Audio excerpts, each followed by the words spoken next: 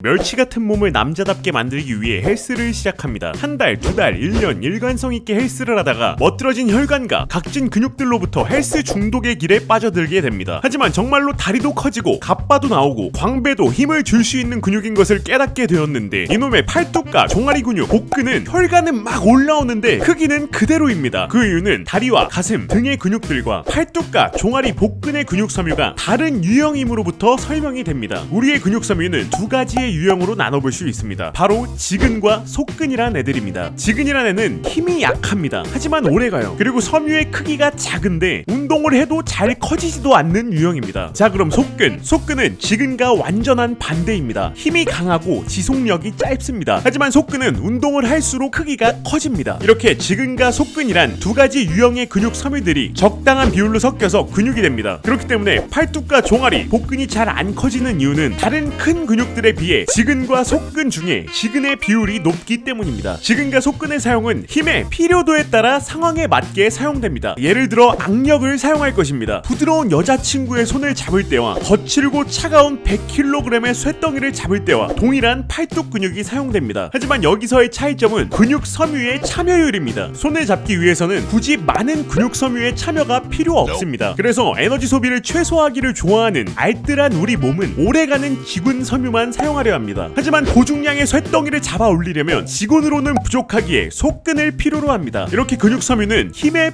필요도로부터 지금부터 사용하고 더 필요하면 속근까지 끌어오는 방식으로 순간적으로 폭발적인 힘이 필요한 제자리 멀리뛰기 같은 경우가 아닌 이상 무조건 지금부터 사용하고 속근이 쓰이게 됩니다. 하지만 애초에 다리와 가슴 등 같은 근육은 속근의 비율이 높기에 맨몸으로 펄럭거리는 것이 아닌 이상 어느 정도의 중량만 있다면 속근 섬유의 많은 참여로부터 팔뚝, 종아리 같은 지근의 비율이 높은 근육보다 빠르게 성장하는 것을 느낄 수 있습니다. 하지만 앞서 말했듯이 문제는 우리 몸은 에너지를 최대한 아끼려 합니다. 예를 들어 난생 처음 20kg의 빈바로 벤치프레스를 합니다. 가슴 근육은 평소에는 단 한 번도 해보지 않던 누워서 가슴 위로 바벨을 들어 올리는 행위에 지근으로는 부족하다 느껴 속근까지 동원하여 벤치프레스를 수행하고 그에 따라 가슴 근육이 성장하게 됩니다. 그리고 다음에 또다시 가슴 근육을 키우기 위해 벤치프레스를 하는데 똑같은 20kg의 빈바로 벤치프레스를 한다면 가슴 근육은 지난번에 20kg의 중량으로부터 성장했기에 이전만큼의 속근 섬유의 참여도가 나타나질 않습니다. 그렇기 때문에 계속 가슴을 키우기 위해서는 속근 섬유의 참여도를 높이기 위해 지난번보다 더 무겁게 들어올려야 하는 것입니다. 운동은 기승전 점진적 과부하입니다. 자, 그렇다면 팔뚝과 종아리, 복근은 지근 섬유의 비율이 높아서 백날 운동해봐야 성장이 안 되는 것일까요? 지근의 비율이 속근보다 높을 뿐입니다. 그렇기에 지근 비율이 높은 근육을 트레이닝할 때 이러한 실수를 할 수 있습니다. 지근이 비율이 높기에 가벼운 중량을 통해 고반복을 하면 근육이 성장할 것이라는 착각입니다. 앞서 말했듯 지근 섬유는 크기가 커지질 않습니다. 그렇기에 마라톤 선수의 다리는 지근의 발달이 엄청날 텐데 다리 근육이 크지 않은 이유입니다. 그렇게 지근 섬유의 비율이 높은 근육은 다른 부위보다 더욱더 무겁고 강하게 트레이닝해야 합니다. 팔뚝이 가느신 분들 시계핏을 위해 힘냅시다.